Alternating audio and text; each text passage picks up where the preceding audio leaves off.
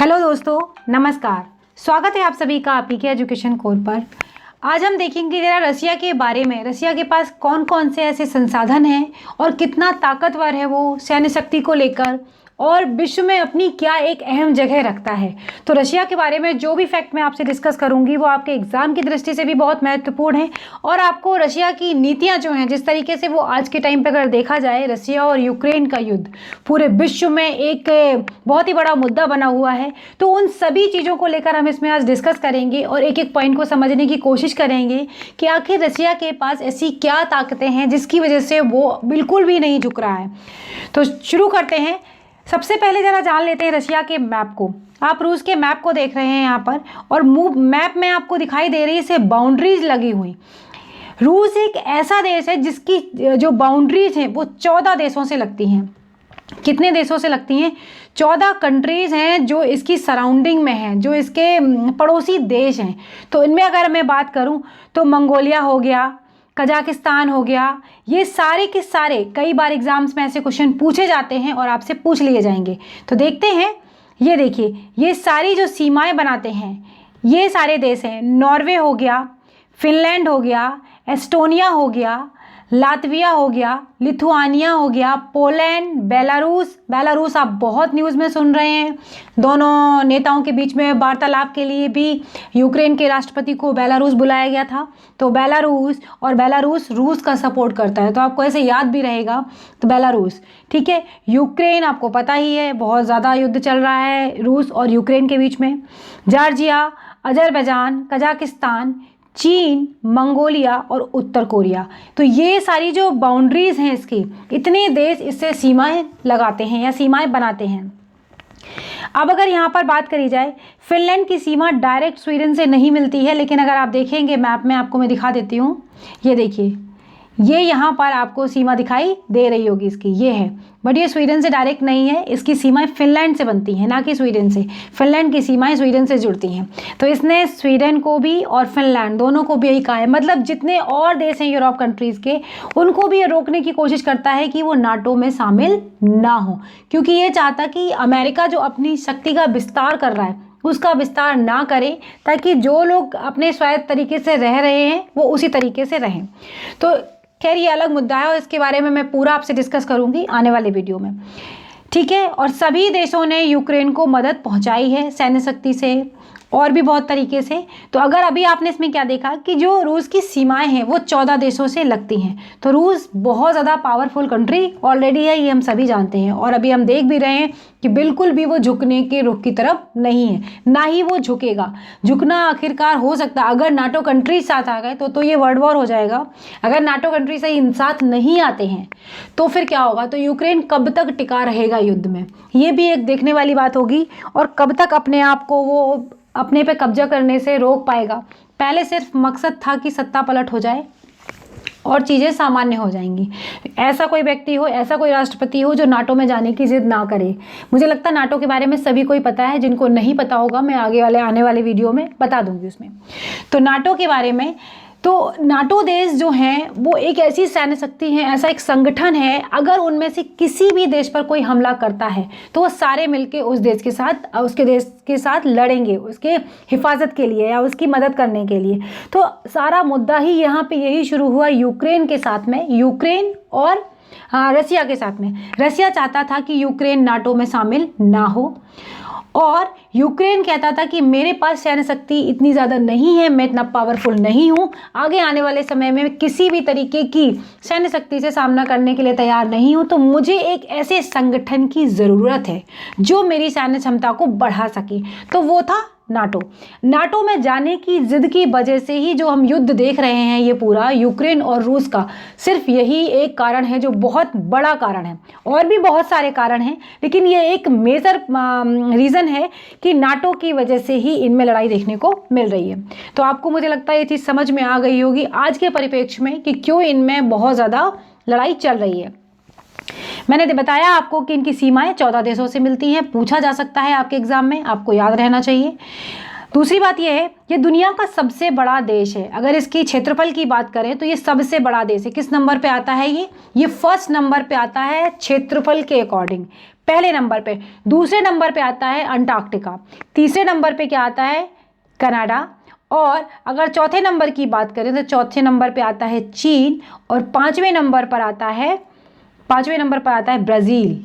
ठीक है, बहुत बार एग्जाम में यूपीपीसीएस में, यूपीएससी में पूछे गए हैं इस तरीके के क्वेश्चन, तो आपको याद रखना चाहिए। ठीक है ना। चीन के बाद आता है यहाँ पर अमेरिका, अमेरिका के बाद आता है ब्राज़ील। ठीक है, और ब्राज़ील के बाद क्या आता है? ऑस्ट्रेलिया। और 7वें नंबर पर आता है भारत।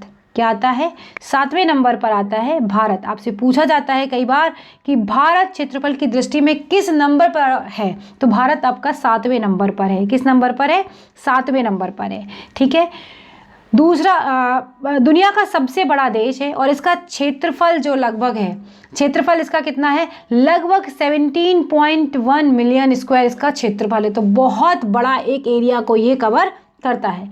रूस का कुल क्षेत्रफल जो है वो प्लेटो ग्रह से भी अधिक है। जो प्लूटो ग्रह है उससे भी कहीं ज़्यादा बड़ा है। रूस की अगर जनसंख्या की बात करते हैं तो रूस की जनसंख्या है 146.6 मिलियन। यहाँ की जनसंख्या भी अच्छी खासी है और 9वां सबसे अधिक आबादी वाला देश है। पहला और दूसरा तो आपको पता ही होंगे, कमेंट में ज़रूर बता दीजिएगा। तो 9वां सबसे अधिक आबादी वाला ये देश है। साथ ही यूरोप में सबसे अधिक आबादी वाला देश है। यूरोप में सबसे अधिक आबादी किसकी है? इसी की है। मास्को जो है वो राजधानी यूरोप का सबसे बड़ा शहर है। जो राजधानी मास्को है वो सबसे बड़ा शहर भी है, जबकि सेंट पीटर्सबर्ग द्वारा दूसरा सबसे बड़ा शहर है। जो सेंट पीटर्सबर्ग है वो दूसरा सबसे बड़ा शहर है। आप देखते होंगे ज्योग्राफी के जब हम क्वेश्चन आंसर सॉल्व करते हैं तो ये किस चीज़ के लिए महत्वपूर्ण है, कमेंट बॉक्स में ज़रूर बताइएगा। और देश का सांस्कृतिक केंद्र भी है। पीटर्सबर्ग क्या है? देश का सांस्कृतिक केंद्र भी है। रूस में कितने टाइम जोन है? रूस में 11 टाइम जोन है, 11 टाइम जोन है रूस में। और यहाँ की साक्षरता दर की अगर बात करते हैं तो 99.7% लोग यहाँ पर पढ़े लिखे हैं। तो साक्षरता से आपको समझ में आ रहा है, शायद ही कोई ऐसा एक आध दो व्यक्ति होगा जो ना पढ़ा लिखा हो, अदरवाइज सारे के सारे लोग पढ़े लिखे ही हैं। ठीक है ना। अब देखते हैं रूस की सैन्य क्षमता। इसके पास जो पावर है वो सैन्य क्षमता कितनी है उसको एक बार देख लेते हैं। रूस विश्व में सर्वाधिक न्यूक्लियर हथियार रखता है, सबसे ज़्यादा, और विश्व में हथियारों का दूसरा सबसे बड़ा एक्सपोर्टर भी ये है। हाल ही में रूस और यूक्रेन की लड़ाई में भी बताया जा रहा है कि वैक्यूम बम का प्रयोग हुआ है। तो वैक्यूम बम क्या होता है? वैक्यूम बम एक बहुत ही खतरनाक होता है। इसको माना जा रहा है कि परमाणु बम के बाद ये जो दूसरा नंबर आता है वो इसी बम का आता है। और इसमें क्या होता है, ये आसपास के एरिया की ऑक्सीजन को पूरा का पूरा सोख लेता है और उसके बाद वहाँ पर इतनी गर्मी पैदा कर देता है कि वहाँ के लोग, वहाँ की जो चीज़ें होती हैं वो ऑटोमेटिकली जल जाती हैं और वहाँ पर जो भी चीज़ें होंगी, व्यक्ति और मनुष्य तो बहुत छोटी चीज़ होगा इसके सामने, सारी चीज़ें वहाँ की ख़त्म हो जाती हैं। तो ये भाप बना के एक तरीके से व्यक्ति को मार देता है, वहाँ पे सारी चीज़ें जल जाती हैं। अब ये खतरनाक तो बहुत होता ही है, और ये इंसानों को भी भाप बना देता है।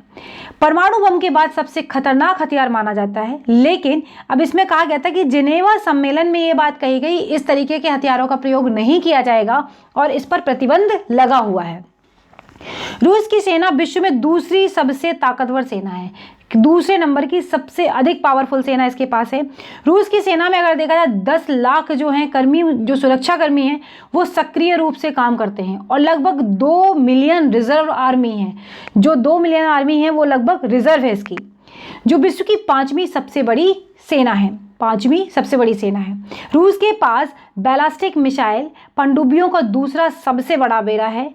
रूस दुनिया में चौथे नंबर पर सबसे अधिक सैन्य खर्च करता है। आपको ये बताना होगा फर्स्ट नंबर पे और सेकंड नंबर पे और थर्ड नंबर पे कौन करता है, तब आपको ये चीज़ अच्छे से याद रहेगी। तो चौथे नंबर पर ये अपनी सेना के लिए खर्च करता है। रूस के पास 12,995 टैंक हैं, जो यूएस के टैंकों की संख्या का लगभग कितना है? 2 गुना है।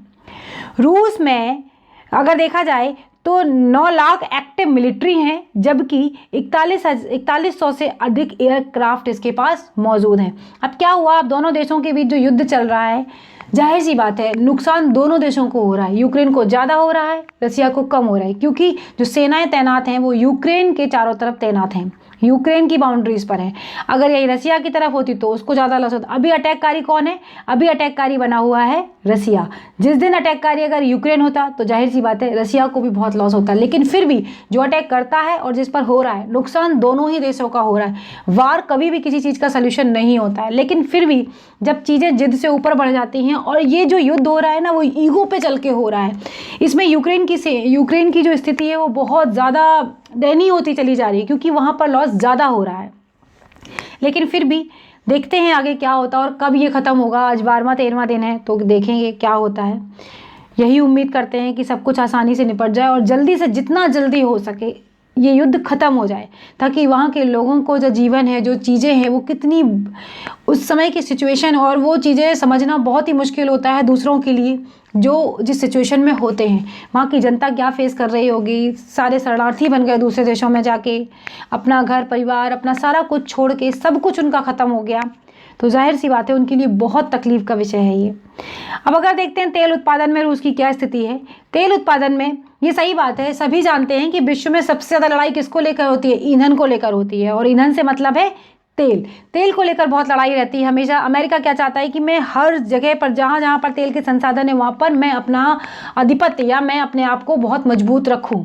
ऐसा ही रसिया भी चाहता है। जब दो पावरफुल देश आपस में टकराते हैं, इनके जो विचार हैं, इनके जो शक्तियां हैं वो आपस में क्यों टकराती हैं? क्योंकि दोनों चाहते हैं कि मैं नंबर 1 हो जाऊं। अमेरिका और रूस, कई चीज़ों में अमेरिका है, कई चीज़ों में रसिया है। तो दोनों चीज़ों को लेकर जब ये टकराव पैदा होते हैं, आपको समझ में आ ही रहा होगा कि जो नाटो का पूरा जो थीम चली है, जितना भी जो कुछ हुआ है वो सब किसी न किसी राष्ट्र ने यूक्रेन को उकसाया है और यूक्रेन उस युद्ध में कूद गया। ये यूक्रेन की मैं गलती तो नहीं कहूँगी, लेकिन जो भी है उसको भुगतना पड़ रहा है आज। तो इसमें तेल जो होता है, तेल बहुत बड़ा इंपॉर्टेंट चीज़ है पूरे विश्व में। एनर्जी के लिए ही लड़ाई आगे आने वाले समय में इन्हीं चीज़ों के लिए और भी ज़्यादा युद्ध हो सकते हैं। तो तेल का आयात निर्यात बहुत मैटर करता है। 2020 में जो आंकड़े देखे गए उसके अनुसार बताया जाता है कि रूस में तेल उत्पादन में उसने अपना दूसरा स्थान बना लिया है। पहले नंबर पे अमेरिका है, दूसरे नंबर पे पहले यूएई था, अब लेकिन रसिया हो गया है और उसको तीसरे पायदान पे धकेल दिया है। तो इसने अपनी पहुंच बहुत अच्छी बना रखी है और ये दूसरे स्थान पर है तेल के मामले में। खनिज के मामले में अगर बात करी जाए तो दुनिया के कुल सोने की करीब 40% स्रोत जो है वो रसिया के पास ही है। रोसल नामक कंपनी अकेले दुनिया के कुल एल्युमिनियम का लगभग 11% उत्पादन करती है। अब थोड़े से पॉइंट देखते हैं जीके के जो जानने ज़रूरी हैं। एक बार देख लेते हैं रशिया के बारे में, क्या क्या रशिया में बहुत महत्वपूर्ण चीज़ें हैं। दुनिया की सबसे बड़ी रेल लाइन रूस में है। कहाँ पर है? रूस में है। बैकाल लेक जो है वो कहाँ पर है? वो सबसे पुरानी और साफ पानी की झील है। बहुत बार पूछा जाता है एग्जाम में। सबसे बड़ी नदी वोल्गा है जिसकी लंबाई 3690 किलोमीटर है। साइबेरिया में दुनिया के सबसे ज़्यादा जंगल हैं और लगभग ये पूरे विश्व के कितने हैं? 25% जंगल यहीं हैं। महत्वपूर्ण आविष्कार की अगर बात करें, ट्रांसफार्मर हो गया, टेप रिकॉर्डर हो गया, हेलीकॉप्टर हो गया, सिंथेटिक रबर हो गया, आर्क वेल्डिंग हो गया, रेडियो टेलीग्राम, ये सब किसकी देन है? रशिया की देन है। सेंट पीटर्सबर्ग, इसे रूस का ऐतिहासिक केंद्र भी कहा जाता है। इसको व्हाइट नाइट सिटी भी कहा जाता है। यहाँ पर आपको हर्मिटेज म्यूजियम समेत कई ऐतिहासिक इमारतें देखने को भी मिलेंगी। रूस में पुरुषों के मुकाबले स्त्रियां ज़्यादा हैं और रूस में ये भी कहा जाता है कि अगर कोई गंदी कार चलाता है तो उस पर जुर्माना लगता है, ये भी अपराध माना जाता है। 1867 में अमेरिका ने रूस से अलास्का पर्वत को खरीदा था, ठीक है। और रूस और जापान का जो युद्ध हुआ था, आपको पता है 1904 में जो युद्ध हुआ था रूस और जापान का, उसमें रूस हार गया था।